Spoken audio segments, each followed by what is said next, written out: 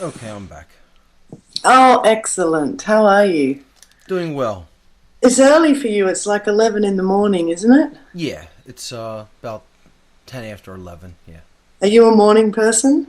Not usually, but I'm not too bad with it. No, no. I'm sure you're a very busy guy at the moment. Oh, things have been pretty crazy. It's Good. one thing after the next, which is actually good because there's definitely a lot of interest and people are seeming to want the information more and more, so that's a good thing. Ah, that's what I like to hear. Yes. Well, as far as I'm concerned, what happened to me was once I started finding myself opening up to the true information, then I was it was just a process of refining and refining all the sources until I found some that I really trusted, and that takes a long time. Sure. And anyway, we shall we start? Sure. Okay, so everyone, welcome to Elicit Talk. Today I'm so excited to have what I consider one of the greatest thinkers and speakers and writers and researchers and human beings that I can find alive on the planet. His name is Mark Passio, and if you want to know about all things Mark, go to whatonearthishappening.com, Mark? That's right. Alyssa, Yeah. thanks so much for inviting me to be interviewed here today.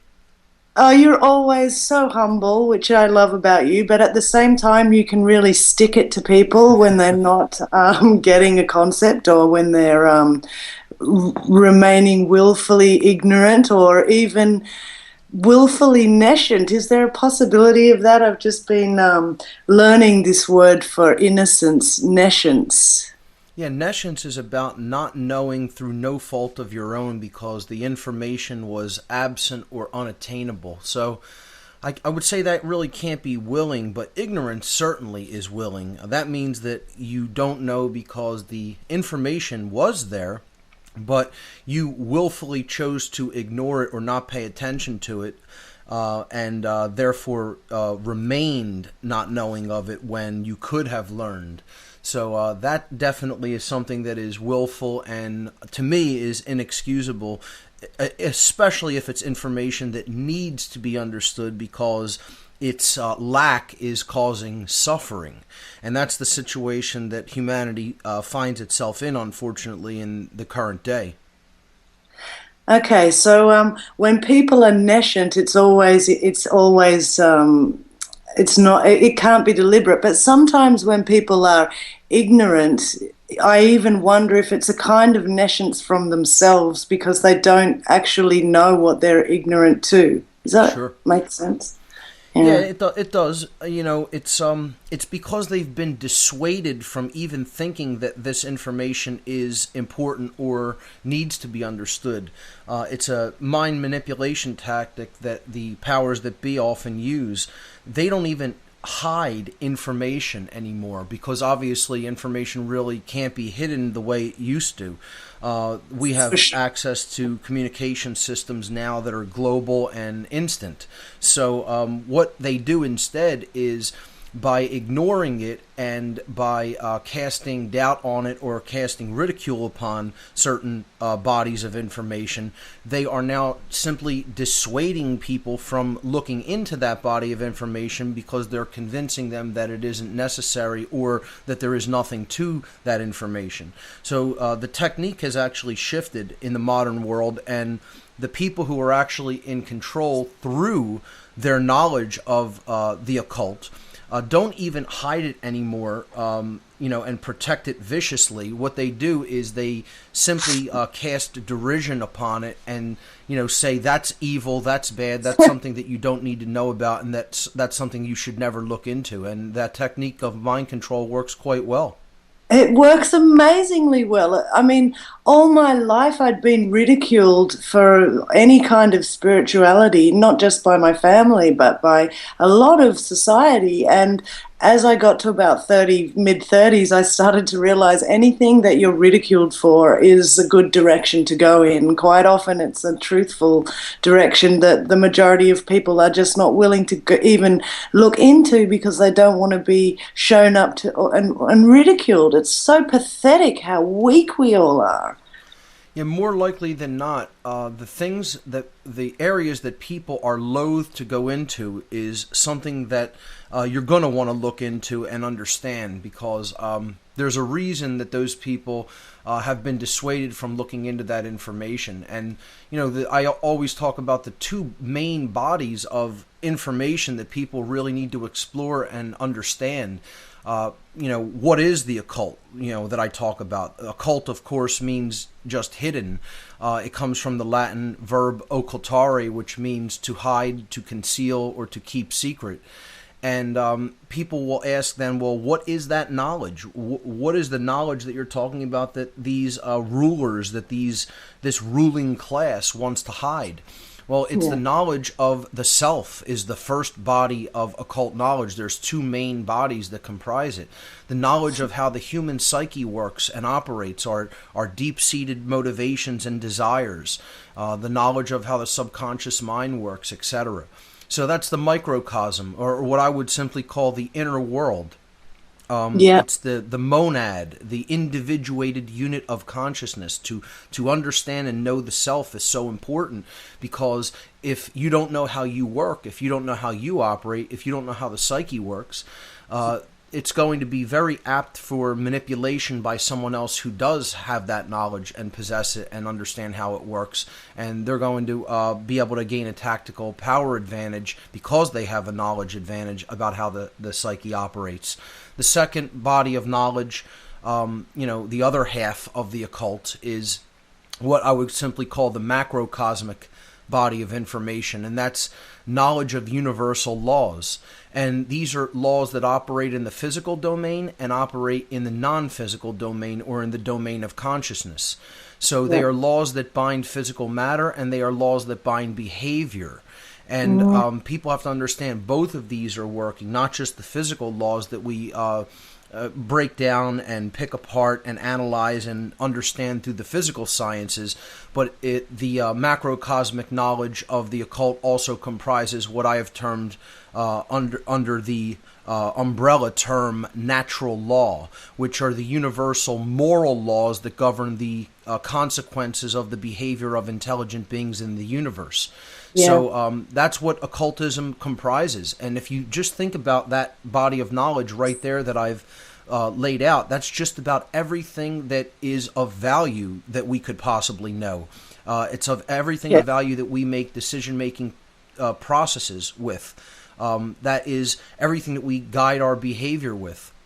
So if you aren't knowledgeable about those things, and if there's a class of people who are, a tremendous power differential is going to be created through that knowledge differential. And that is the very reason why dark occultists who want to hoard this knowledge, keep it to themselves, want it to remain hidden and don't want the public to know it, because the common sense sharing of that information, and if it became common knowledge, it would level the playing field, and these people would lose their tactical advantage over their fellow human beings.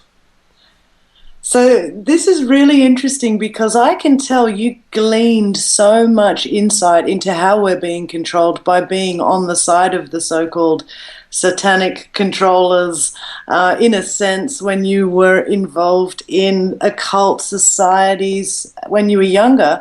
So before I get to your awakening, which I really think probably started way before you even went into any kind of occult study, but you must have had many awakenings going into the occult and learning everything that was being used against the general population, but then waking up whilst in the you were in the OTO, Ordo Templo Orientalis, is that right? I was never in that organization. I probably had affiliations with people who were in that organization, but I was never a member of that myself. The main dark occult organization that I was a member in, I was a ranking member in the Church of Satan. I was actually a priest in that organization. Oh, it sounds so exciting, but so daggy as well. It just sounds It's like, I don't know, I can just feel the ego oozing out of some place like that. But at the same time, there must be so many thrills in being let in on secrets, right? Well, it's all about ego. It's a religion of ego. The religion props the ego up on the pedestal and kind of worships it as the god, even though there's not really worship involved in it. It puts the ego up on a pedestal as God in the world, and that's its main tenet or law, if you will, that self-preservation at the cost of any other is the highest aspiration of life. And it has other main ideological tenets like moral relativism. This is what people don't very much understand about the dark occult or Satanism in general, is that it's not what people think it is. It's not as they depict it in Hollywood. Yeah. It's not like, a bunch of crazy teenagers sacrificing animals in the woods to a fire or something like that. It's not what the dark occult is by any stretch of the imagination. It is very intellectually advanced human beings that have a whole lot of knowledge about how their fellow human beings operate and work, and they are using that knowledge to gain a power advantage over them and maintain it while they keep their fellow human beings in ignorance of how those manipulation tactics work. But it has some main ideological tenets that people definitely also don't know about and really need to understand, because they need to understand what the mindset of these people are, because these organizations also comprise people in the highest positions of power and influence in every single institutional walk of human life, including politics. So self-preservation is the main law, I guess you could say, but it's there's a connotation to that. It's self-preservation at the expense of anyone else, if required or necessary. And moral relativism is the next major tenet, and that means there's no objective right and wrong to these people. There's whatever's good for us. Whatever's good for me is what I'm willing to do. Whatever's bad for me is what I see as bad. It doesn't make a difference who I have to step on. It doesn't make a difference if, something would be good for all. If I somehow, don't benefit, then, I'm not going to be involved in that or try to have it be done. So moral relativism is just this idea that man can get to make up what right and wrong are. There's no objective standard, of right and wrong that we have to understand. It's just we can make these things up. We can make these distinctions up on a whim, on a preference, based on what we like or don't like. That leads to the third tenet, which is social Darwinism. This is based on scientism and macrobiological Darwinian theory. Yes. And essentially it applies this Darwinian theory about the supremacy of genes to the social human realm, and says that the people who, are coming out on top of the social pecking order, and we know them to be psychopaths. That's just fine that they rule over other people and, basically create inequality and iniquities in society, because that's just how it should be, because we're emulating all the other vicious animals in the animal kingdom that, rule the roost in their domains. So we're just, applying that same quote-unquote natural order to the human domain. And there's nothing natural about that, and there's nothing orderly about that. I call it the artificially imposed chaos, to get people to decondition from seeing this whole form of behavior as the natural order, because it is nothing of the kind. It is the exact opposite of that. So that's really what social Darwinism is about. And then if you just apply that to its logical conclusion, I guess you could say, that leads to the fourth tenet of dark occultism, which is eugenics. And this is the idea that essentially the ruling class, since they've propagated their genes and are betters, because they have been in those positions of power and been ruling over us, essentially have a right to cull the population anytime they see fit, because they're the ones who, in their supremacy as the alpha class of humans, have a right to decide who gets to live and who dies, who gets to propagate their genes and who does not. So those are the four major tenets of Satanism and dark occultism in general. And just in what I've laid out there, I think the listenership will be able to understand that these ideologies are drastically different than what most people see as Satanism or think of as Satanism. It is it is an ideology of life and a worldview, a way of looking at the world, and this is the ideology and worldview that is held by the people in current positions of influence and power in this world. Yes. It's depressing as hell, but the most depressing thing is that the rest of us go along with it without complaining, and that's why I'm interviewing you, because you are turning vast swathes of people around to face our master and sort of look them in the eye squarely and recognize that what they consider to be an intellectual dominance certainly isn't an emotional intellectual dominance. So I really am one to believe in conscience, and I not even believe in conscience. I know we're all conscious, and I know that spiritually all of this universe cannot be organized like this into this chaos which is so perfect if it weren't for us to grasp this stuff, if it weren't for us to sort of come into our full self and stop bowing down to this class of intellectual snobs and eugenicists. Absolutely. Anyway, I want to get back to you and your personal life, because I find it really interesting. What is it that makes a person want to step up and stand out and change things? So you must have gotten to quite a point of frustration in the occult society sort of networks. But I'd really like to know, even before, when were you conscious of waking up over your life? Well, when I was involved with Satanism and dark occultism and started espousing that ideology through writing and music, my work was recognized by the high priest of the Church of Satan, who was running that organization at the time, who was Anton LaVey.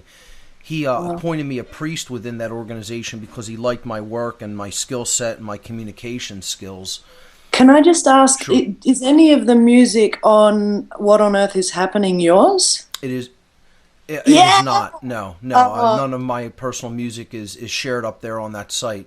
At some point, I could expose that and get into it. I had former bands that really espoused the satanic ideology and lifestyle, essentially they were like really hardcore metal bands, and I put out the ideology through the lyrics of that. Those bands, and that work was recognized because I would submit the music to different magazines and fanzines for review, and I guess it was noticed by the satanic community, by the satanic network, and they started, I guess, looking into the way I communicated the message and said, "There's something here. Maybe we should, reach out to this person."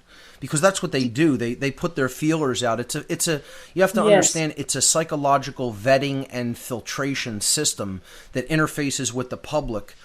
This is what I would call very low level involvement with the satanic hierarchy in general. It goes to much higher levels. My involvement, if I had to describe where my placement was in the so-called pyramid of control, after it leaves the general public, it would be at the very base level, very low level. I don't in any way try to, put out there that this was high level involvement with the control system. This was. Did you ever meet LaVey? I never met him personally. No, just Did you want to? Would you have wanted to? I did want to. I just didn't have the opportunity to travel back then, so I never went out to the West Coast and took him up on his offer, which he extended. For me to go out there, but I just never took him up on it. And is he passed over now? Oh yeah, he died in 1997, I believe, late 1997.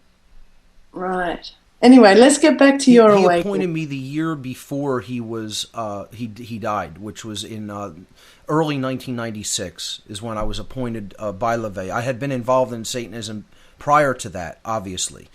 getting involved in the ideology. My actual involvement began in 1997. I'm sorry, Right. in 1996. Okay. So when I realized that, well, what happened was he appointed me priest, and he wanted me to start a grotto. This is their equivalent to a coven that you Yes. might, that term you might hear about in other schools of occultism like witchcraft. But in Satanism, they call their group dynamic a grotto.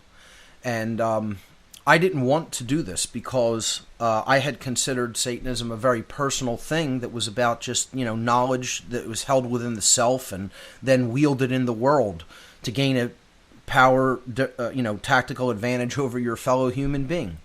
And so I understood kind of what the ideology was all about. I just didn't understand how integrated and how organized it was within our world. That's what really threw me when I got further involved. So it really is like Rosemary's Baby. it is somewhat like that. It's not that far from the truth, certainly. Yeah. I wasn't involved in any kind of a level like that. It was more, people coming together, practicing ritual, just talking and discussing things and doing, tasks and favors for each other. And being at each other's disposal to increase the power of the collective. That's what it was really about. So when did you do anything you regret? I mean, no physical actions or behaviors that I regret, other than spreading this diseased ideology to so many people in my youth. But I was not involved in that level where harm was being done to other people directly. They, I think, vet you much further and make sure that you're certainly the psychopathic type personality before they bring you into those levels. So I guess I never made it past that vetting, and I got out before it got to that level. I'm wondering if it's like, people say the CIA and the NSA, like they need all sorts of people. They need people with no conscience, and they need people with ethics as well, because there's all sorts of different tasks to be taken out, and it's okay if some people do something completely unknown to another part of the group, Sure. It's very compartmentalized. That's the two aspects of the whole satanic network control system of dark occultism is compartmentalization and hierarchy.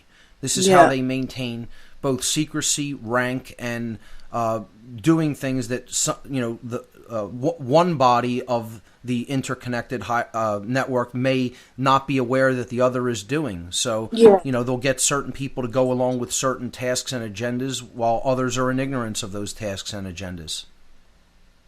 Okay, so tell me about yourself. When did you first start thinking, shit, this world is a lot more broad than I've been taught by my school, by my family? It was when I got involved in the grotto system of Satanism, because I started attending some of their grotto meetings and rituals, and I recognized that there were people there, and it was an eclectic array of people from every single social institution on the face of the earth. You name it, and there were Satanists involved in high-level positions of influence and power in every social walk of life: politics, banking, media, education, law enforcement, military, entertainment, technology, medicine. You name the field of human endeavor, you name the social institution,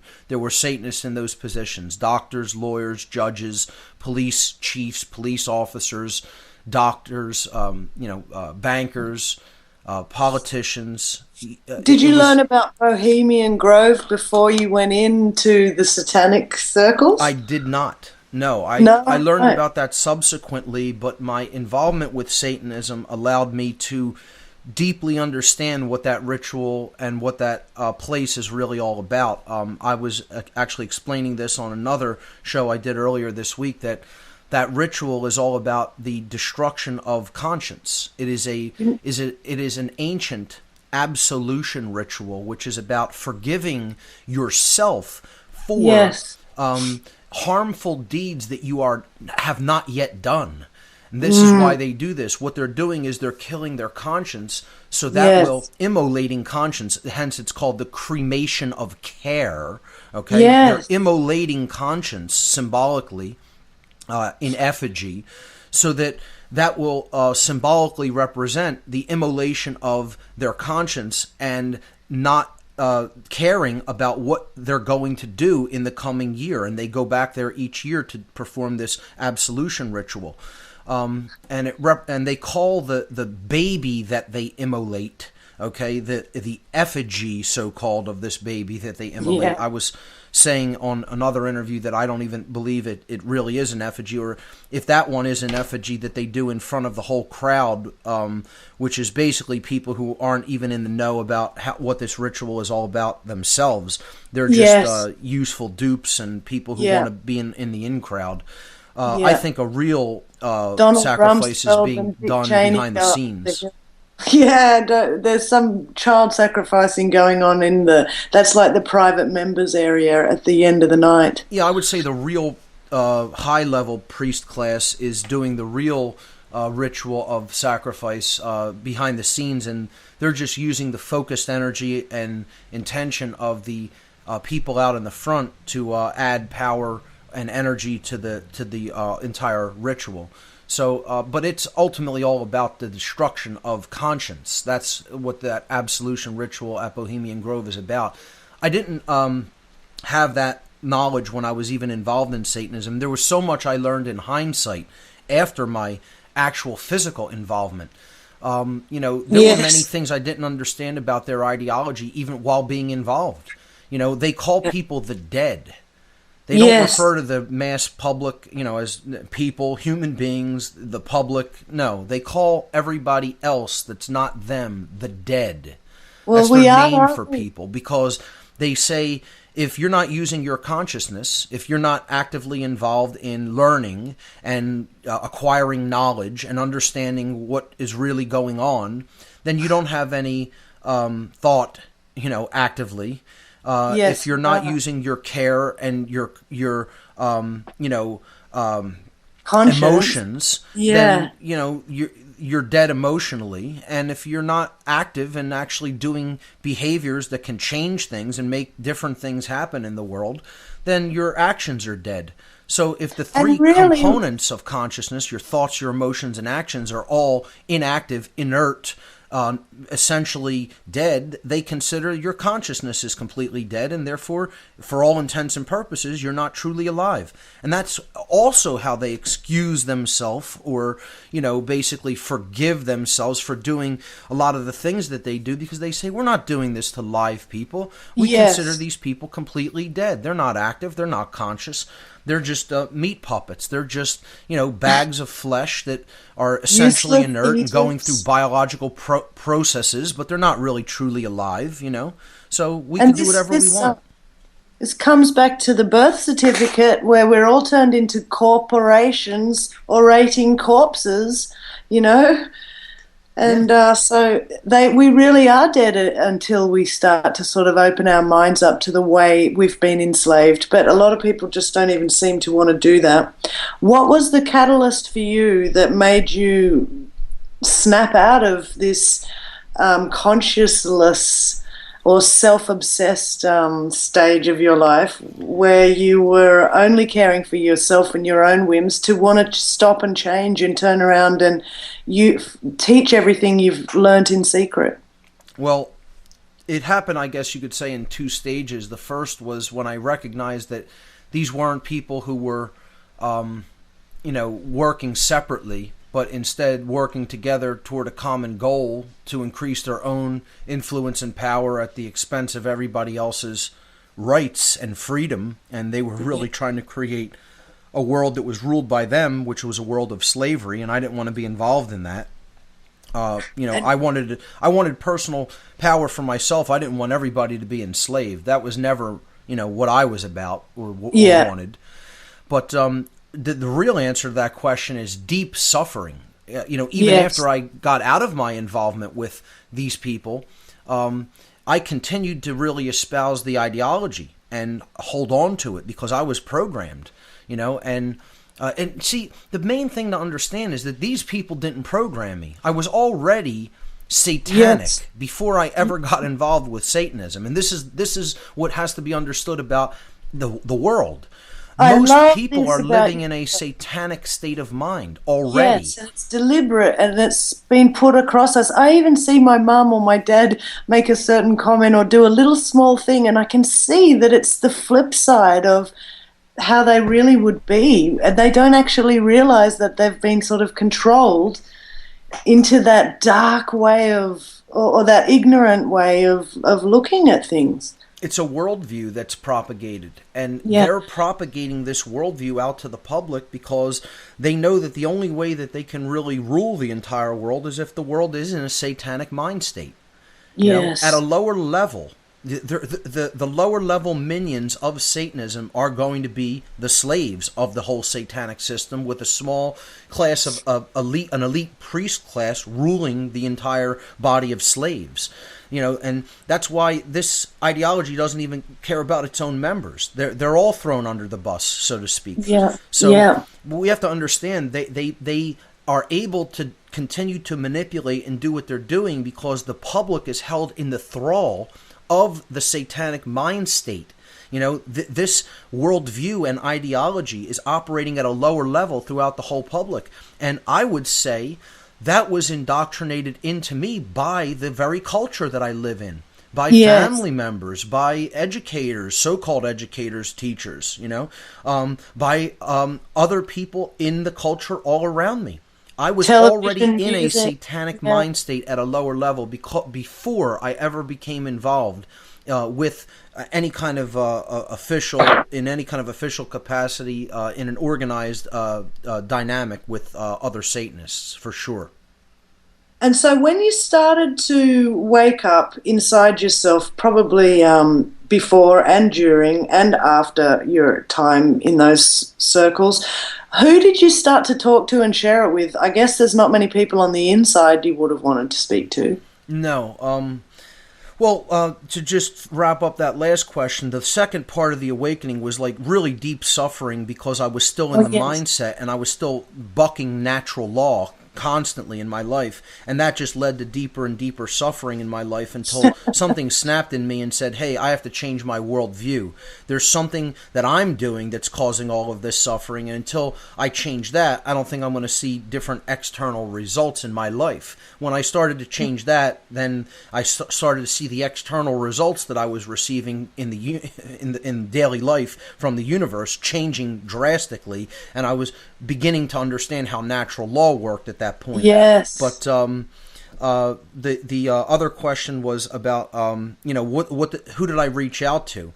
Certainly not family members. And I made it known within the circle of Satanists at some point that I was uncomfortable with proceeding, and people would think, oh, did they try to come after you, or did they threaten you? Absolutely not. Nothing of the kind, nothing like that, because they just, once you don't want to be involved with their agenda, they just completely ignore your existence. It's like they were saying to me, you think we need you? We're in control of the world. We don't need you, boy. Take off, get out of here. Go do your worst, try to tell people what you think you understand. You'll be banging your head against the wall for the rest of your natural life. And no one's going to listen, and that must have really spurred you on. And they were correct, though. They were correct initially. Now people are starting to pay attention and listen because their agenda is so progressed that people are seeing there's something more to this than politics. There's something more than this than just financial machinations. And this is a religion. This is run by a priest class that has hidden its religion from the public for thousands of years.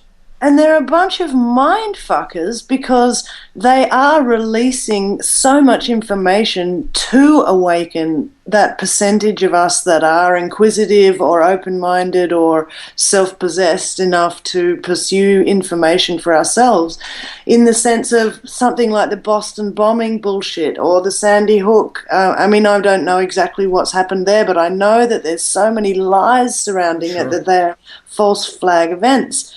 That's waking up more people, most certainly, because they're coming onto the pattern of how these people do their manipulation through fear. Once that chess move is understood, they don't really have too much more in their arsenal other than their soft methods of manipulation.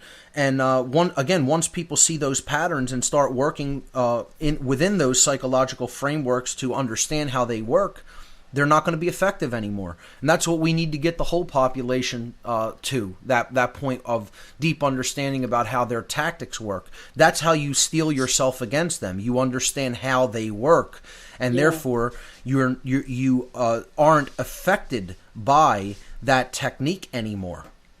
Yes.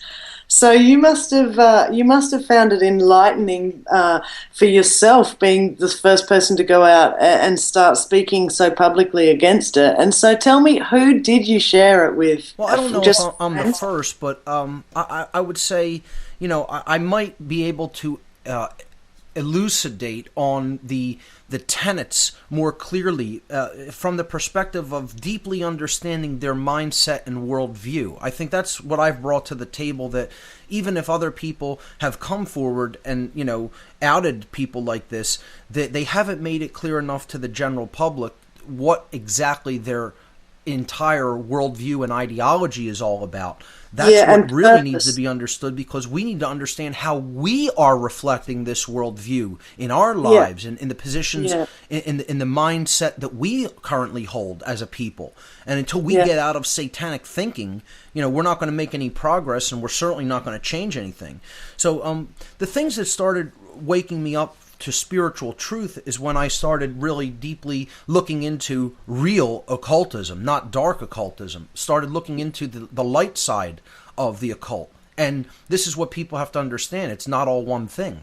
It is not all just darkness and evil and people coming together to try to manipulate people with knowledge. The knowledge is the same. It is how it is used. So you can hold that knowledge and you can manipulate people with it, or you can understand that knowledge and have integrated it into yourself, and you could actually use it as an uplift for other people. Because again, what is the knowledge of the occult? The knowledge of the occult is the knowledge of how the psyche works and the operating laws of nature. So if you have both of them and you're trying to keep other people from understanding those two bodies of knowledge, that's dark occultism. If you understand both of those bodies of knowledge and you want to share that information, make it common knowledge so that you can uplift everybody together and then move forward in your evolutionary progress and consciousness together, that is what I would call light occultism, or what I simply call de-occultism. You're unhiding something that needs to be shared and known by everybody and made into common knowledge. So that's what I consider myself now. I consider myself a de-occultist, not a non-occultist or somebody who's, not even looking into the knowledge or trying to share it. I'm somebody who is taking it out of hiding. That's what needs to be done with this information. It does need to be understood. We have to stop looking at the occult as something that is bad, dark, evil, scary. That's one half of it. And to delineate that distinction very clearly, what I do is I call, when you're using that hidden knowledge to manipulate and control other people, that's dark occultism. Positive occultism or light occultism, or what I just call de-occultism, is when you're in possession of that knowledge, but you're using it to uplift your fellow human beings. And it most certainly can be used for that purpose, and this is what still many people don't really fully grasp and think it's all bad and it's all just one thing. And I'm here to tell you very definitively, it absolutely is not one thing. That's a very unidimensional way of looking at the occult. And this is simply knowledge. And knowledge, like any other technology, is a tool. It is how it is used that determines its outcome, that determines the result that you get, the manifested result that you get by putting it into practice in your life. So the consciousness of the wielder of that piece of technology or tool is going to determine how it is used and what result is received as a result of how it is being used. Wow. So, what did you ever have a time where you were like pulling your hair out alone, going, "Oh my God, nobody understands all this Yes. stuff that I'm." Yeah, Oh, absolutely. Especially after first getting out or starting to realize what it was, because it's like, how do you explain that to the people around you? They're totally not only unconscious of what's going on, but they don't have the framework of experience. They don't have the benefit of the actual experiences that I went through.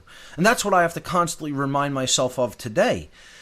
People may not be getting it in the fullness that I understand what's going on, or who's really running things, or what their mindset is, or the mindset that they're propagating, or the manipulation techniques that they use. But there may be partially a deeper reason for their slowness in getting that. It's because they don't have the experiences that I've had. Not everybody has been in those places, and not even close to everybody. Very, very few people have had the benefit of an experience like that. And I say, I wouldn't take it back. He will say, would you do it differently? No, because I would not understand what I understand today about what's going on in the world unless I was in that position. I think it's like the universe granted me that peek behind the curtain. You know, that little foot in the door there said, "Oh, this is what's going on here in the back room. Oh, thank you very much. I could do what I need to do now. Now I really deeply understand that and know it. And now let's get to work exposing it." You know, it was like it was meant for me to go through that process.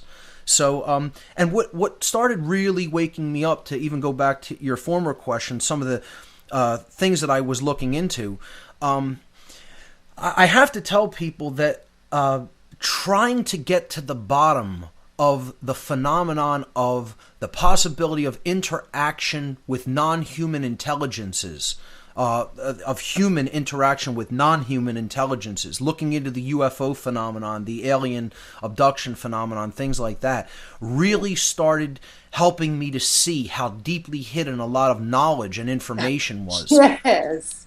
And also things that didn't have a left brain solution. You know, looking into things that I knew with logic could not possibly be being done by human beings, namely the crop circle phenomenon. When I started really exploring that and understanding the scientific intricacies behind this, like high heat and radiation types of being exposed to these plants, and changing germination rates and mitochondrial rates of food production inside the cells, you know, of the laid down plants. There was so much more to it that couldn't really be solved from a scientific or intellectual perspective. And I think that's when the balance started happening between my left and right brain hemispheres. The right brain started to come online then. Also, studies into shamanism and psychoactive plants really began helping me to awaken and get out of that purely left-brained, imbalanced mindset that Satanism is all about. Reading a lot of works of occultism, reading works about shamanism. You know, we could get into specific authors, but I could be here all day naming names. But you know, that's what really going deeper into knowledge is what started taking me out of that mindset, that trance, that worldview, that conditioning and programming, if you will. And it's what, again, began to help me to understand how natural law operates. And then I began changing behaviors in my life. When that happened, the results in my life changed. And it really sparked a deeper awakening, because I understood that I was the cause of the previous suffering that I had been undergoing because of the very worldview that I had held and propagated. Yeah, wow. Well, that's you're a big person at a young age to come to that conclusion and sort of pull yourself out of that, I think. What I think it speaks to about myself is that I wasn't nearly in as deep ego as I thought that I was. While I was in extreme deep ego and brain imbalance and ignorance, and programming, most certainly, I feel that most of the public is so much deeper into ego, because I could admit that I was wrong. That's the Yeah. main thing to take away from my whole experience. While I was duped into something like this and went into it from a perspective of I want to gain power over my fellow human beings, when I saw what it really was, I recognized it and I said, this isn't what I want to be a part of. I don't want to do You must this. give hope to others in the same situation, although I haven't heard of anyone else coming out and making, 300 hours of 500, 600, I don't know how many thousands of hours of great information you've put out. But yeah, you're pretty rare in that sense that, you think that once one person jumped ship, everyone would want to jump ship. But obviously there's there's that little part inside of us that wants to belong to something or wants our own personal power enhanced by our position here or there or whatever. Sure. You look at the psychopaths in positions of power throughout the world. How many people would choose willingly to trade places with them if they could have all the things that they have, if they could have the bank account that they have, if they could have the position of influence and power, so-called, that they have? Most people in the world would change places with them immediately. And that's what Satanism is. That's what people have to understand. That's a satanic mindset.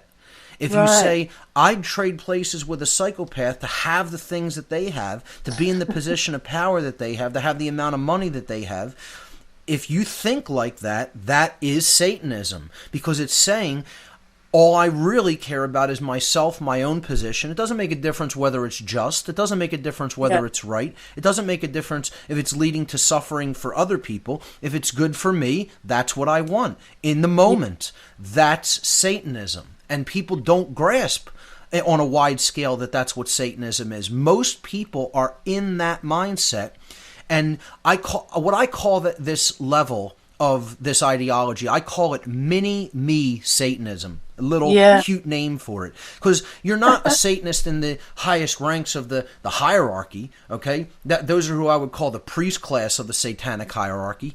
You're a little lesser version of them. You have that same mindset, but you're operating on a smaller level, on a smaller scale in your own personal life. So I call it mini-me Satanism. This is what the main Satanists want to propagate into the world. They need people in that ideology, in that mindset, in order to manipulate and control them ultimately.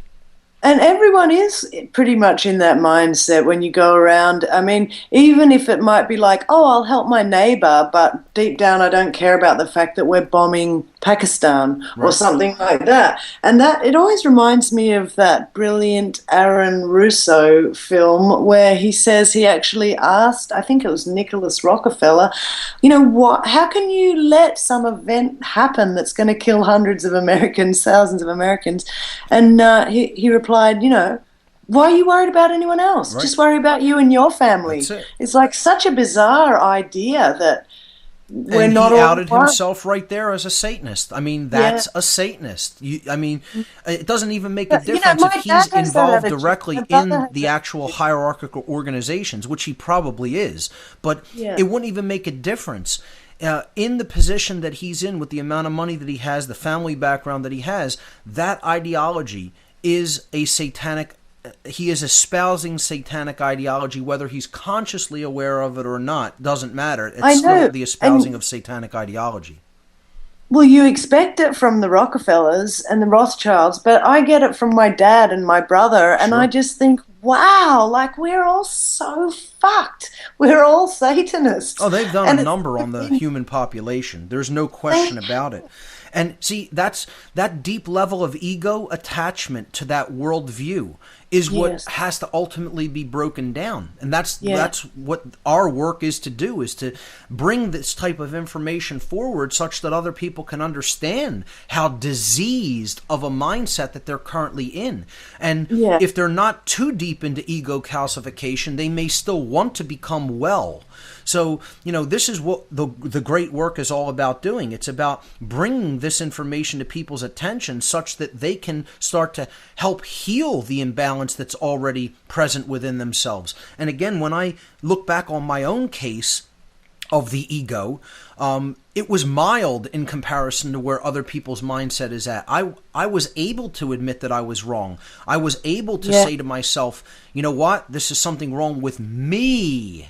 for even having gone this far into this worldview. And it's nothing, it can't create anything but disorder and chaos in one's life or in the lives of others. It's not possible to be in this mindset and create something good. You have to get out of that mindset first, then you can create order, then you can create freedom, then you can create peace, then you can create prosperity. You can't do it while in that mindset. It's not possible according to the laws of nature. It's not possible. It doesn't make a difference. If you want to believe that's possible, it can't be done. And this is what I think people are so much deeper into that attachment, into that level of ego attachment than I ever was, even as a black-hearted Satanist in my youth.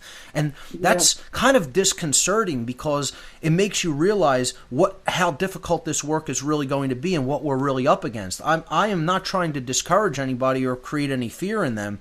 I try to be honest about the actual dynamic that's really taking place. I consider myself a realist. I consider myself someone that doesn't want to come on the airwaves and blow smoke up people's real ends and tell them it's all going to just be about, meditating in the corner of a room, recite some chants, and everybody will be healed. I don't think the dynamic works like that at all. I think this is going to take deep introspection and work upon the self that people are very loath to do, and that they have to be persuaded and encouraged to do that work.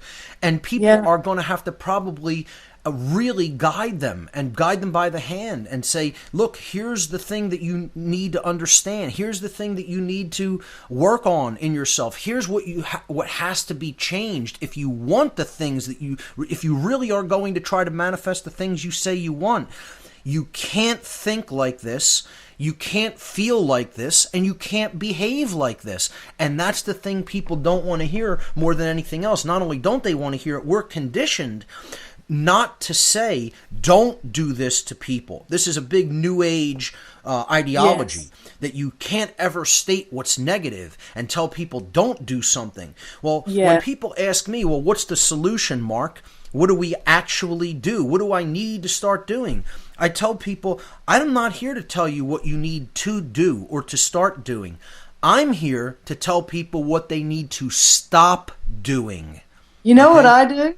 Yep. I tell them, go to Mark Passio's website, What on Earth is Happening, and start at the first podcast, and about 600 hours later, you will be further along than you are now. I'm honestly, what I want to direct any listeners to is the amount of work, the organization of your work, the beautiful eloquence with which you speak off the top of your head, from your heart, whatever you call it, as you work.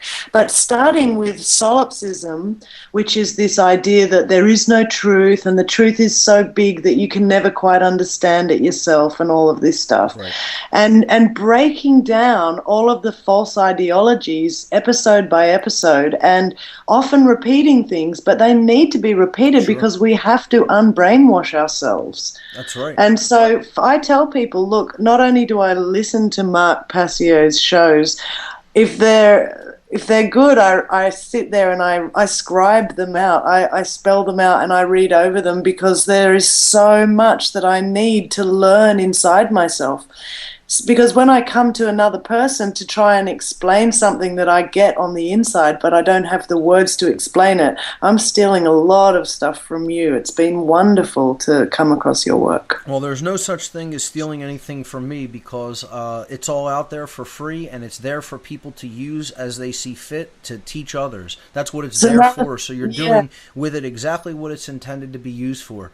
There's nothing for sale up on my website. I don't charge anybody for the material. You know, if I make physical DVDs and bring them to lectures, I do charge for that work and the materials and things like that. But up on my website, every single thing is free. Even the DVDs I sell at a lecture, they're all up for free on my website. So if you don't want to buy the physical DVD, you know, the information is still accessible right there on the site. it's given freely to humanity in service of truth. That's all. And This is I tell beautiful. people, take the slides. If you want to go and teach people and give lectures, you can use my own slides. What's the difference? Why reinvent the wheel, so to speak? Yeah. You might have a better way of presenting it. You might have a more artistic flair if you want to make your own slides. But this is pretty much eternal knowledge about what's has been going on in the world since time immemorial, and it's information about how laws of nature operate, which aren't going to change. Yeah. So this will be valid 100 years from now if we're still here, and hopefully things will have changed for the better by that point. We I can hope, think it's but be beautiful by then. yeah, that's what this is all about. This is about outreach to others. Knowing it yourself is one thing, and that's good, and that's where it has to start.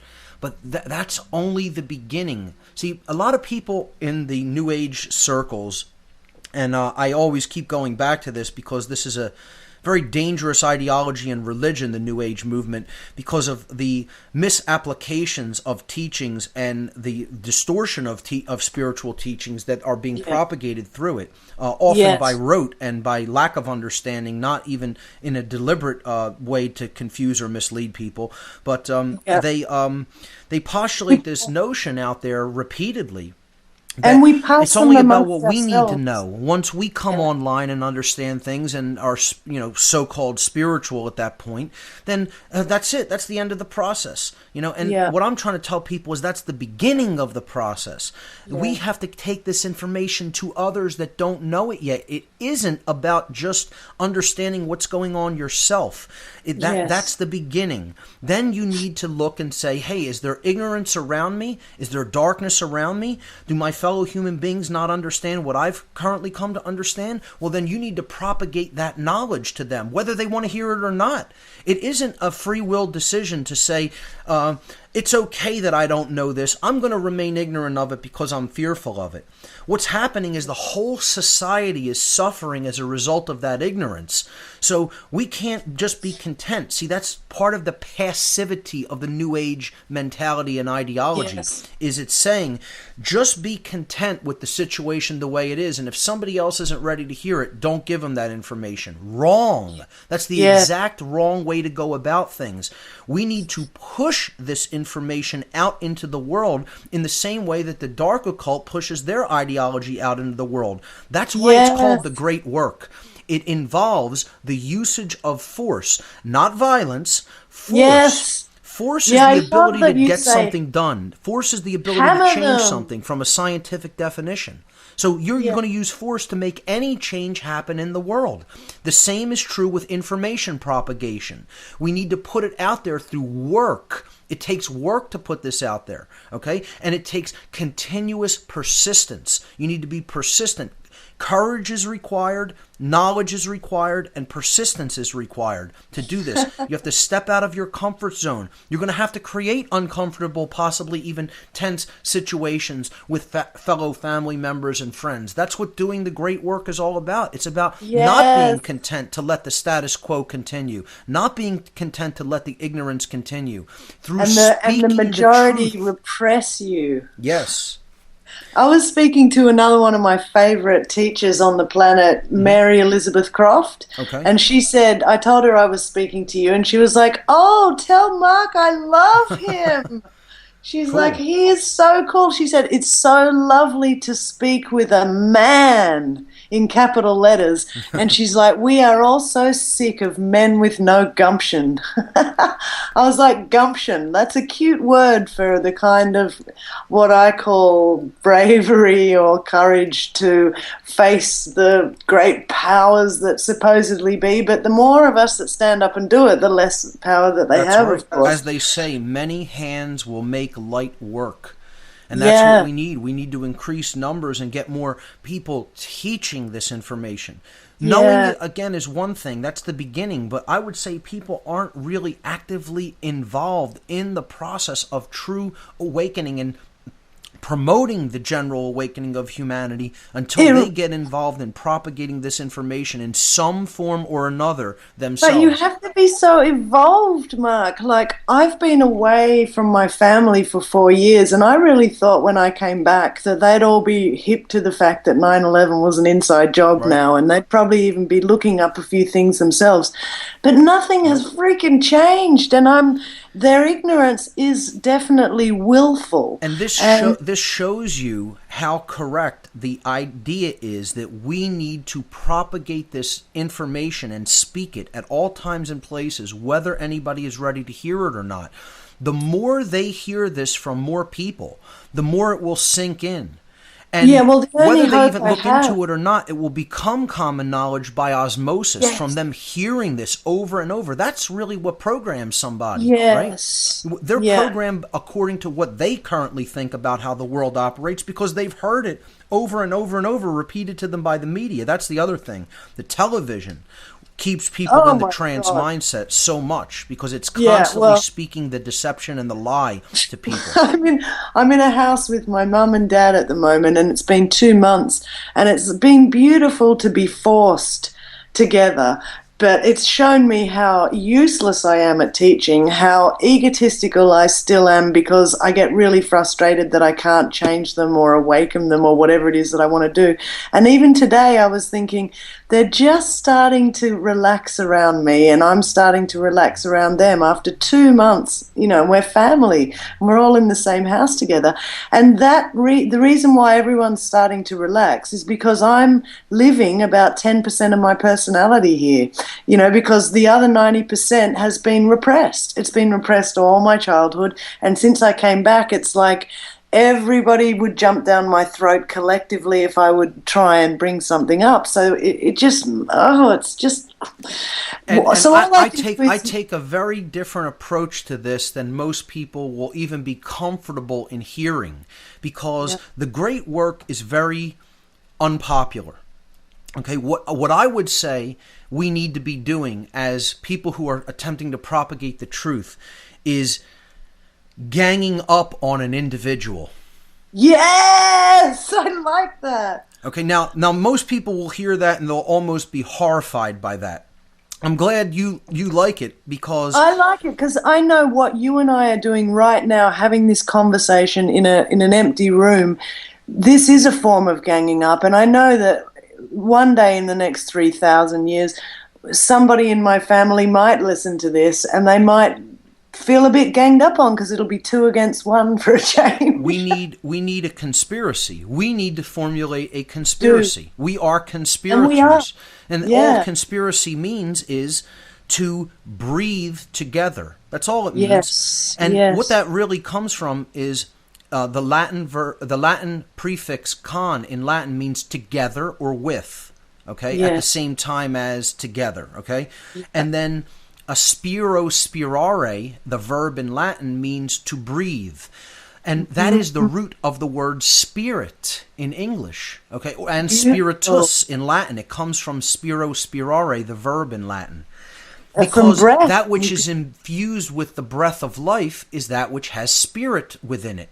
Okay? Yeah. So all a conspiracy is, a group of conspirators, are those of like spirit, those who have come together in a similar spirit. Okay? Their intention is the same. And isn't that what a conspiracy is? Of course it is. Okay? So we need to conspire against the darkness and ignorance in the world. And we do that by coming together and saying the truth to individuals who are still trapped in ignorance. See, let's use, for example, your mother, right? Could she be awoken by a certain group of people? Probably not by you yourself. And, that could be a blow to your ego, as you said, and you recognize, that you yourself may be powerless to do that. But what if there were 20 people just like you at your level of consciousness?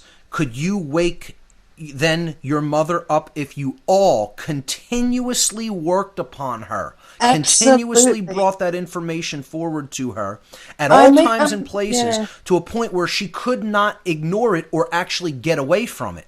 if you Yeah, well, continuously hammered on that person. And when people hear this, right, the first thing they think of is, do you have a right to do that? Yes, you do. yes, Absolutely, you would have a right to do that. Willful ignorance is not really a right of other people if yeah, it is ignorance of information about how we are creating the reality that we are experiencing. The and reason for that suffering. is, in that level of ignorance, what you are doing is you are creating harm to the entire community of people if you are willfully ignoring it. Okay, if it's Yes, not present, then okay, you're nescient of it. It's through no fault of your own that you don't know. But willful ignorance through fear, or whatever yes, the reason is, even through programming or any method that you're ignorant of it, if the information is present, the people who understand it have a right to forcefully introduce that knowledge into the world. Okay? And again, uh, not violently. It doesn't mean you kidnap yeah, the person and hold them against their will, against their coercion. But you continuously speak the truth. This is what the great work is. The great work involves force. People don't want to hear yes, this. I'm telling you, what I am expressing right here about the great work is the most unpopular position. And people who are timid, people who are afraid, people who are new agey, people who are yeah, passive, don't want to hear that this is how the truth of the world is going to be propagated. It is yes, not going to happen just by osmosis on its own naturally. Will has to propagate truth.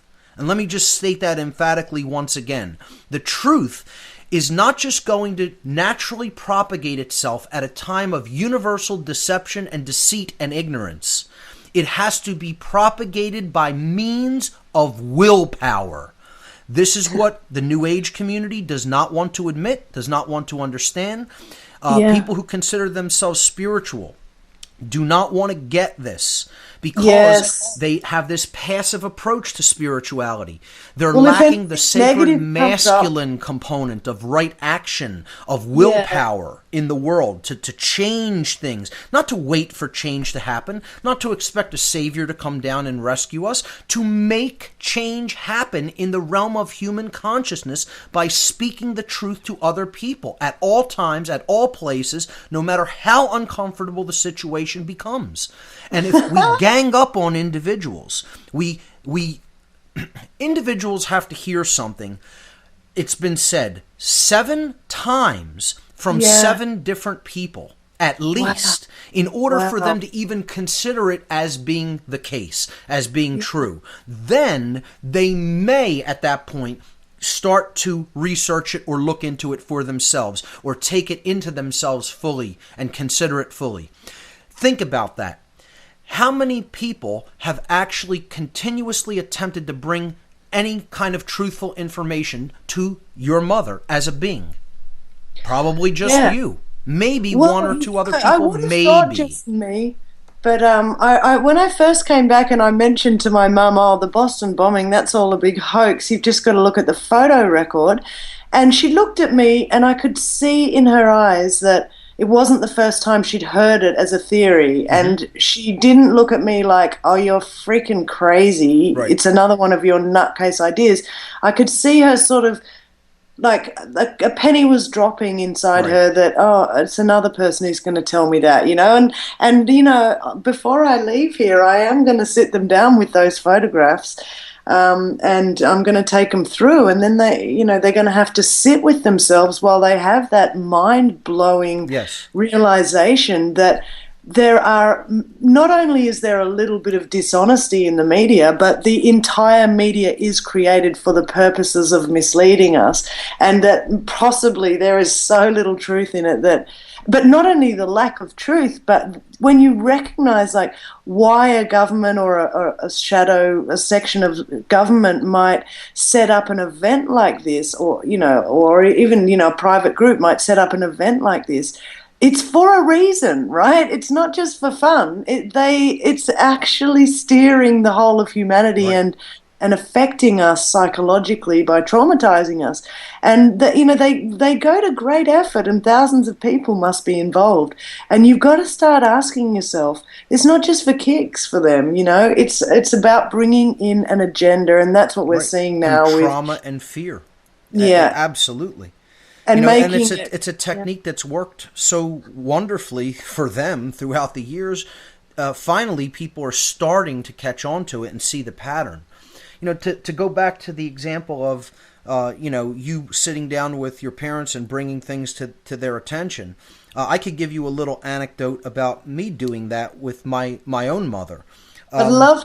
Yeah. When I was raised in this city here in Philadelphia, I was raised in a traditional Roman Catholic background in South Philadelphia, an Italian area, Italian neighborhood, Italian family. They propagated religion by rote. This is what we were taught by our parents. We're going to teach this to our children. There's no questioning. This is what the church says you do. It's what you do. And that's what started leading me into anger about religion at a young age. Yes. And, got me to look for the polar antithesis of it in the form of dark occultism. Yeah. But had I had the framework of knowledge about what most major religions are based upon, which is astrotheology, Yes. maybe I wouldn't have gone down that path, and my life would have turned out a drastically different way, and I would not have developed that deep-seated anger about how I was being deceived regarding organized religion. You'd Now, probably be an accountant. sure, yeah, who knows? We don't have time to go into everything about astrotheology, but it's a fascinating study, and you could get my perspective on it on my website in the podcast section. But my mother was actively involved and still does attend mass, attend church, the traditional Roman Catholic religious ritual and things like that. So I wanted to make her aware of astrotheology and how it worked and what this religion stuff really was about, and especially what Christianity was really about was sun worship. It's actually a derivation in the modern world of the ancient solar cults. Yes. And at first she didn't really want anything to do with it, but I kept pressing and saying, I'm going to bring you this information. I'm going to get you to understand it. I'm going to show you how in this religion, Jesus is the sun. Here's the symbolism. He dies on the cross of the zodiac. He rises up from, on the east at Easter. He rejuvenates the world through his light, etc. It's all about the sun. So to make a long story short, that took a long time. I had to work consistently and bring that information constantly to her over months of time. Finally, it kind of clicked, and as you said, the penny dropped. She kind of got it and understood how this is all symbolic, and it's all, expressing, these ideas of the solar cult in the form of this allegory in Jesus. And when she was going to church at that time period, after understanding that, she said to me, "You've pretty much ruined the experience of Mass for me, because when I sit there in the pew now, all I see is the symbolism in the church that you told me about when you were explaining this astrotheology stuff. And I see that it's correct. I see that it's true because I'm there, and I see all the symbols that you're talking about and how it all relates to the sun." And I said, yeah, it's all fraudulent, and that's not to say that there's no deep truths that underlie the heart of the esoteric Christian tradition. I'm not saying that there are no spiritual truths to be garnered from the understanding of real Christianity, not the form of exoteric Christianity that's being taught in the modern church system.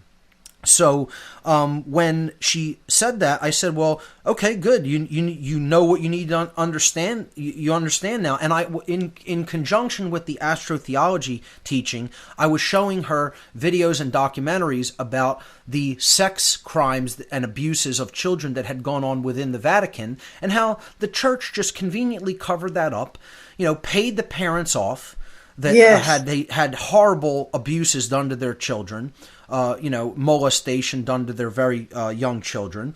And the church was using money that was being garnered from collection plates.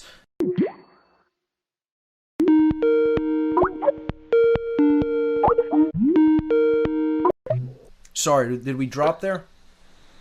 I don't know what happened. I'm sorry if it was me. But yeah, you were talking about the money in the church and the collection plate. Yeah, let me just hold on one second. Sure. Okay.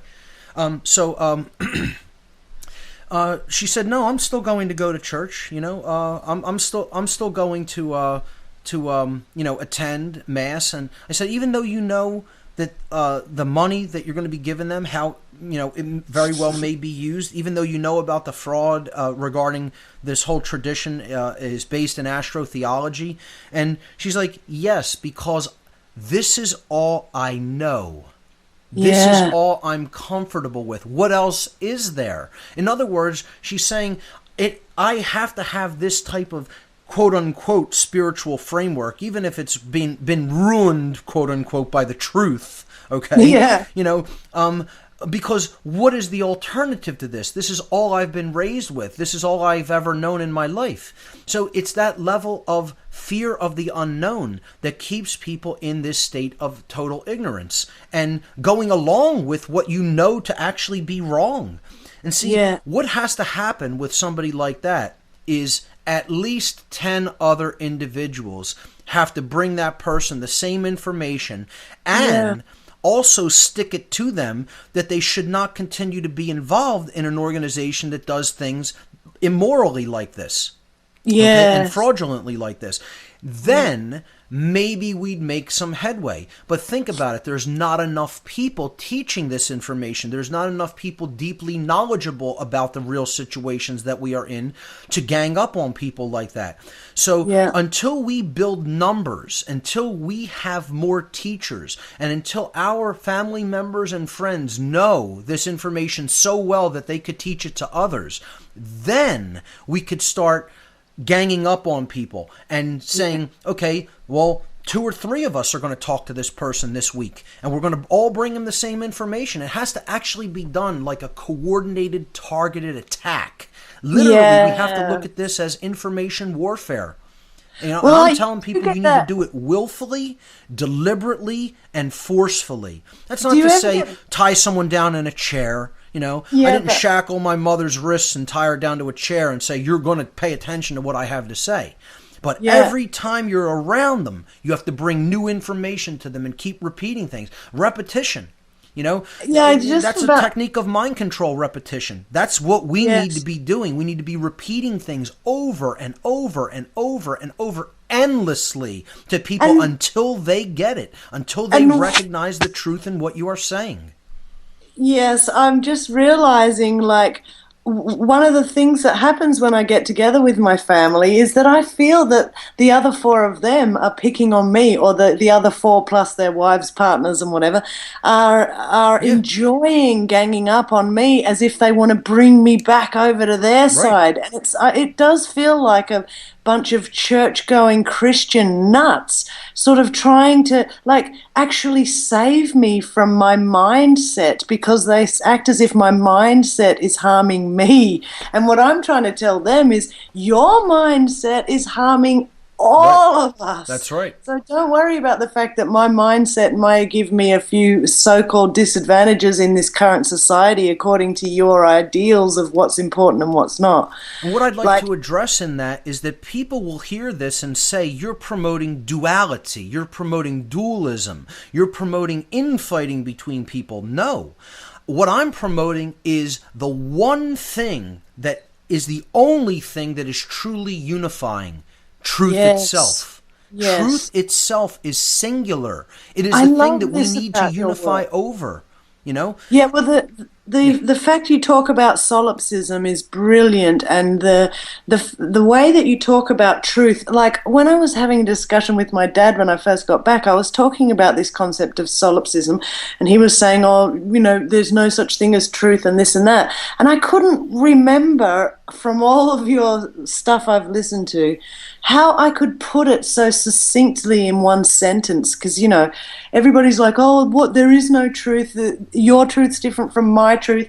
And I say, if I drop this lighter on the floor right now, the truth is the lighter dropped on the floor at 2:28. That's right. But the way you put it, I was just listening to you today in the bath, and the way you put it is, truth is unwavering. Truth never changes. That's right. Truth doesn't need people to believe in it for it to be true. Truth is what is. That's it. So yeah, it was the like ego too hates much. that. Someone in the ego mind state trance despises hearing that more than anything else in the world. That truth is singular, eternal, and unchangeable. Yeah, because they'll have to step up into it, and they might get out of their bloody comfort zone. Right. What is wavering is human perception. What changes is human perception over time. Yeah. Okay? The truth is always there. It's not like we, invented something and it became true. The truth was there the whole time. It's up to you to discover it and then to bring your perception into alignment with it. When you do that, then your behavior is going to come into alignment with what is true from a perspective of morality. That's another, I guess you could say, aspect or level of truth. What's true is what is and what has happened and what has occurred and what is occurring now. But what's true is also what is right, what is moral, what is good, what is just, what is in harmony with natural law. That's truth, I guess you could say, all capital letters. That's the big level of truth, that if we accept what is and we bring our perceptions into alignment with that which is, and that which is morality. The laws of morality are part of truth as that which it is, because this is a law that operates in nature that binds behavior. When we step into that layer of truth, then we can get the super aspect of truth in the sense of what is actually moral and good and creates positive change in our lives and promotes evolutionary development in consciousness. So, aligning our perception to that which is will get us to that higher level of truth and awareness. And that is only going to happen when we break down the ego mindset of people who say, well, my truth is different than your truth. No, my perspective may be different than your perspective, but there's only one truth. And if we both align our perceptions to it, we're going to come to the same conclusion, because it's one thing and it's always been there. It's up to us to discover it by aligning our perceptions to it. This is what solipsists certainly don't understand, and it's what the ego entranced mind detests more than anything else. It's been said that humanity's greatest fear very well may be that the truth is absolute. The truth is singular, eternal, and unchangeable. It is absolute. It is not shades of gray, as we've been so conditioned to believe. It is all one way. It is all one thing. And, when you say 2 + 2 = 4, think about how many infinite possibilities in every other direction, both in the positive and the negative, you could go, that solution is not. It is only that one thing that it actually is, okay, arithmetically, okay? Let's not get into all kinds of, semantics about what the number 2 plus the number 2 means or equals, okay? We're using common sense here. 2 + 2 is 4 at all times, at all places, eternally, everywhere in the universe. And it's not every other answer. There's only one answer to that. If we really deeply understand truth, we would understand everything has only one answer. There is only one way that everything is. Yes, I loved that. That was singular. Such a great day when I realized that. The weird thing is we're all brought up, you've got to tell the truth, you've got to tell the truth. And then your own parents that are your great truth teachers, they lie to you about Santa Claus and the Easter Bunny, and then as you get older, it's like, does my ass look big in this? Or, oh, I'm just going to my friend's house to do some maths homework or whatever. But there's just the lies upon lies, and we all accept that we lie, and we all lie for all sorts of reasons a million times a day. And some of those lies don't affect the greater humanity as such, but some of them we're so entrenched in that, like you said, it's a mindset, a poisoned mindset, that we are going to have to really work hard on ourselves or with ourselves to get through it. Absolutely. And those larger lies that we've believed in and we've built our lives on top of, these are the fundamental foundational axioms of our lives, and we've built whole social structures and societies on top of lies. You think that that's built on a firm foundation and it could stand? It's impossible. As we build more on top of that, it's already built on a foundation that is fundamentally unsound. And all that can happen is you're going to get chaos, you're going to get disorder, you're going to get crumbling, you're going to get disarray, you're going to get, breakdown. And that's what we're starting to see in society because we've built so much upon these fundamentally untrue axioms of belief. And it's that perception that needs to be changed, that this, the ego can't tolerate hearing that it was wrong. The force of ego, we shouldn't see it as, or the New Age movement, I don't feel has the concept of ego right, okay? It's not this, sense of self or this, identification with I so much as it is the idea that we can't be wrong about something. Okay, you know how many times I had to admit I was wrong? Tens of thousands, and I will probably have to admit it tens of thousands more as I continue to live. The ego is the force. I define ego as the force which refuses to allow us to admit the three words, I was wrong.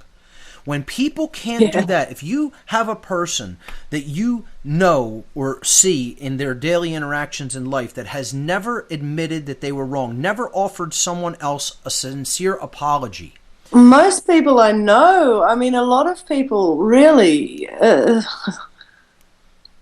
they're in that mindset, that they can't say, I was wrong about this. If I was in deep ego attachment still, I could never say to somebody, in my former belief system in Satanism, I was so utterly wrong. In my former belief system,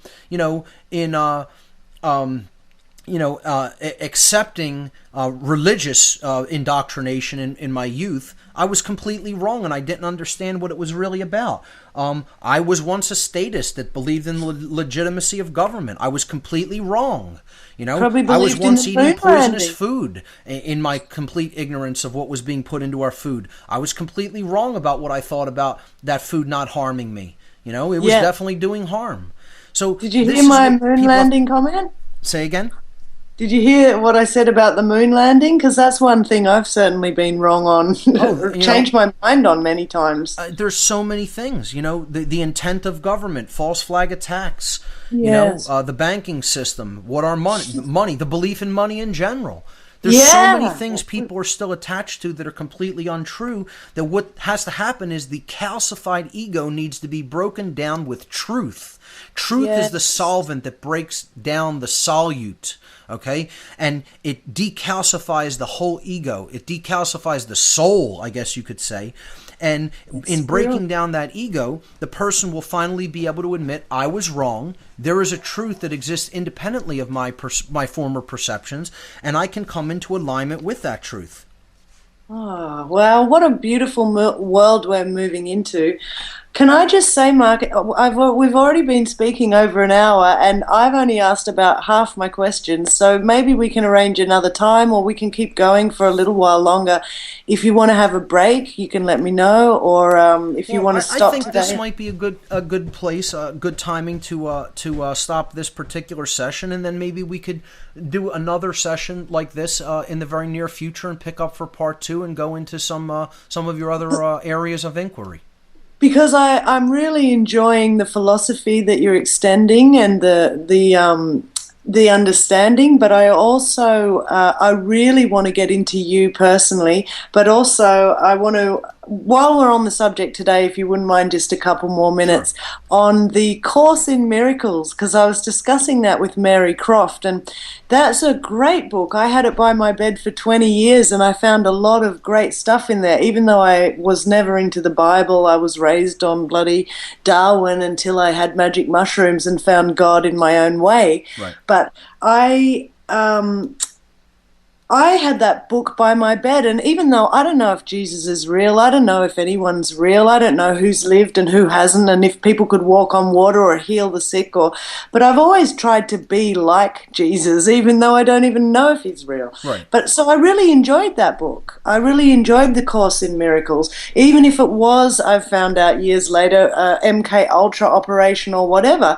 I found a lot of spiritual truth in there that gave me great peace, and I often hear in your lectures talking about this New Age movement that we have to be careful not to let this lack of judgment and just only observing to not stop us from being forceful when something is wrong or That's right. unethical. That's right. And I think you're really spot on when you talk about the nature of the New Age movement, and possibly this book as being one of the things that pushed people. Although I really don't know how popular the book has been, and I also I think got it's more so popular than you realize. I've heard so many people mention it and tell me that they've read it, and wow.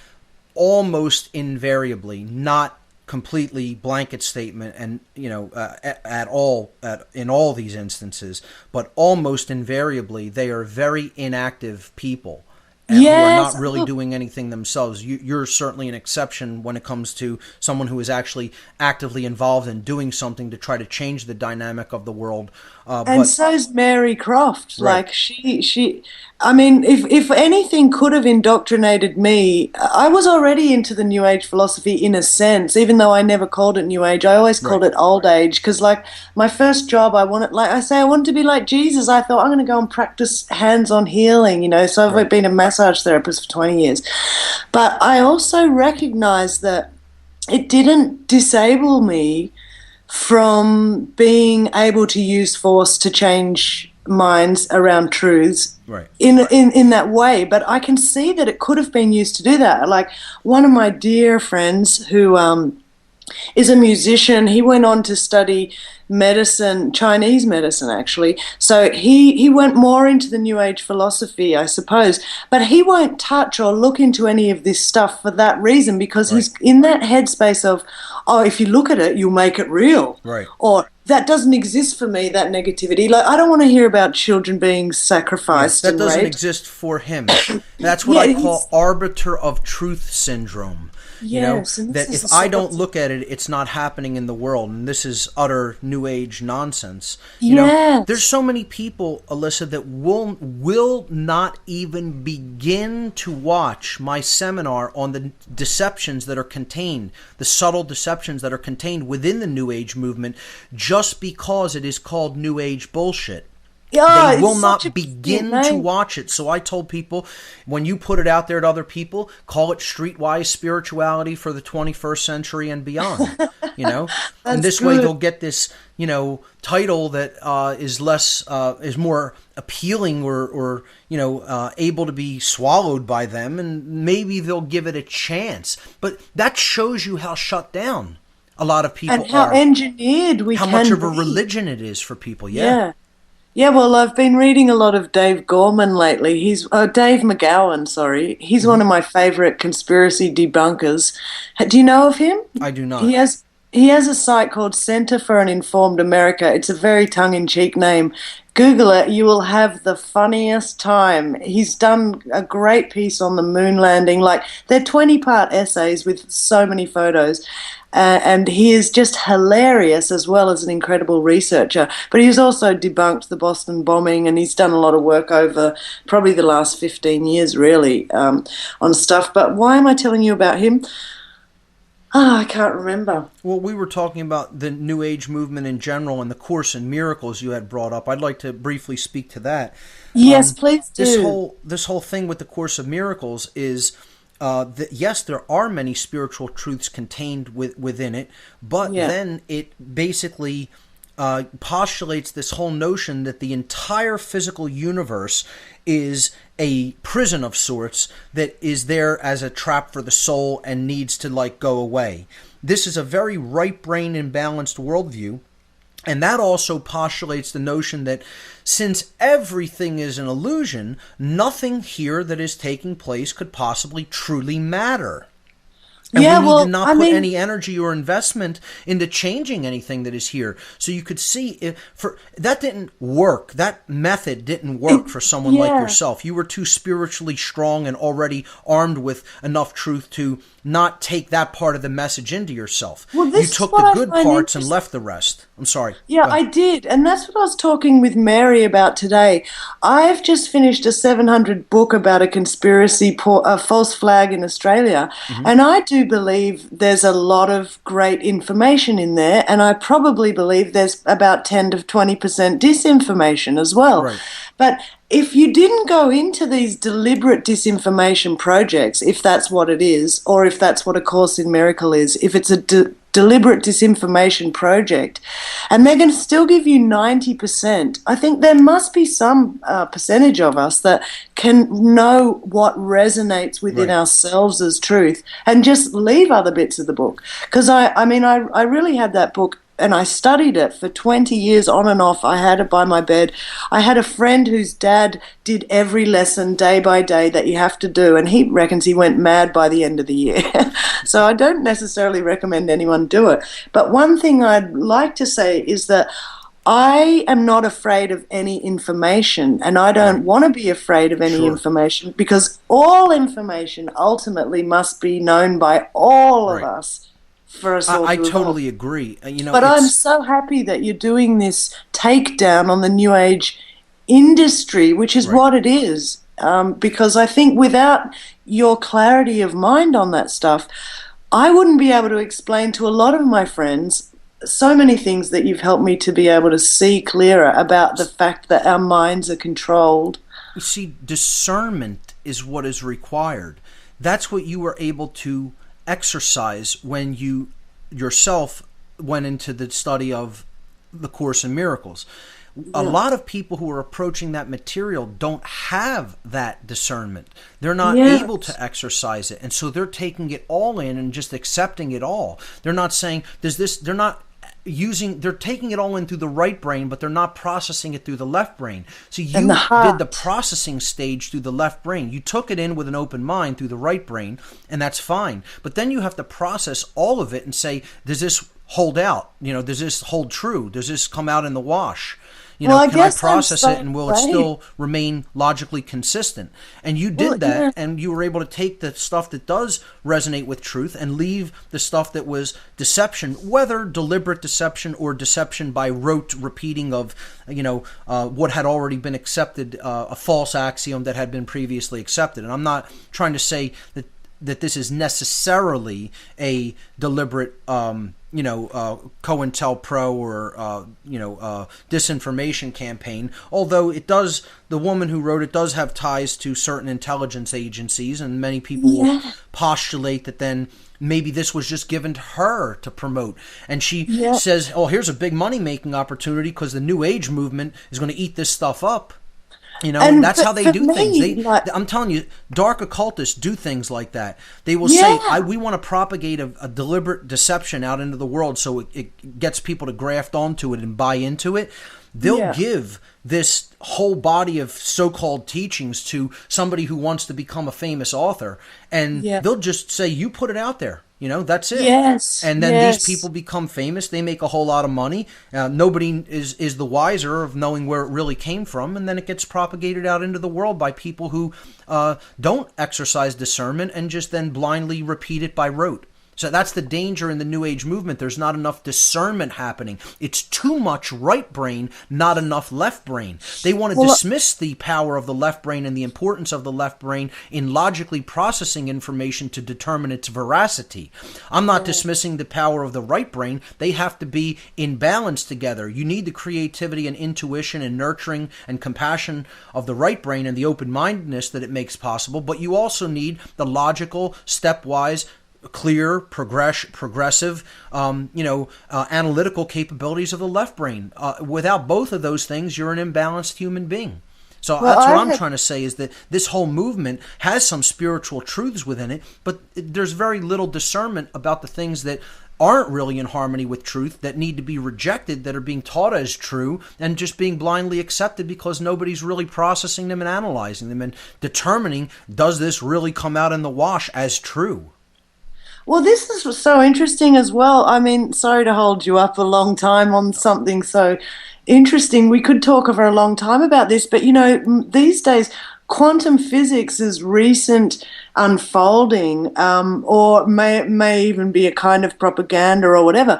But to me, Buddha said it. Even the Course in Miracles, in a sense, says it. Nothing real can be threatened. Nothing unreal exists. Therein lies the peace of God. Or Buddha said something like, "What is form is nothing, and what is nothing is real form." Or what is nothing is real. I say it in the sense that fear is illusion and truth can never be destroyed.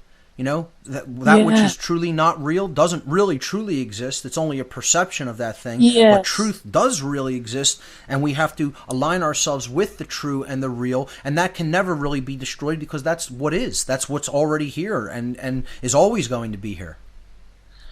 Oh, look, this is so great, Mark. I could talk to you. I could really talk your ears off. So I think maybe let's take a break and do it again in a week or two whenever you have some more time. That sounds because I really, there's so much more I'd like to go into, even just in regards to that stuff.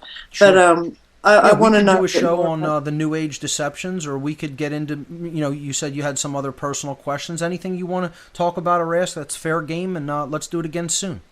Okay, you are so generous to give me your time. I don't know how you have time to sit around chatting with me when you are so prolific and profound in your work. But anyone out there who wants to hear more of Mark, or just start discovering the world anew for yourself, go to whatonearthishappening.com.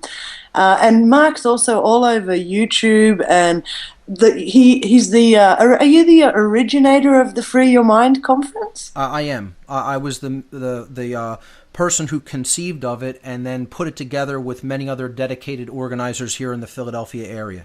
I just got goosebumps first. Well, it's actually about the third time in this show, but it's a brilliant, beautiful thing, and I couldn't think of anyone who I would trust to have the integrity to run such a show as that either. So thanks for putting that together and putting it all out on the internet for free as well. I think, Absolutely. Your generosity is really appreciated. And, one day when I have $5 in my bank account, I might send you a donation too. And I know you're not asking, but, I owe you a lot is what I'd like to say. Well, the best way you can quote-unquote repay what I've put out there is to share it with other people. That's all I really want to see happen. So if we do that, we'll be making a lot of progress as a species, and we'll be going where we say we want to go. Okay, well, Mark, that is a really nice way to end for today. I'll be in touch soon. I'll probably have this up in the next few days, and I'll be in touch soon about another time we can continue the conversation. Great. Elissa, thank you so much for the opportunity. My pleasure. Thank you so much for making yourself available for my little show here. We'll speak soon. Have a good day. You take good care. Yes, thank you, my darling. Bye-bye.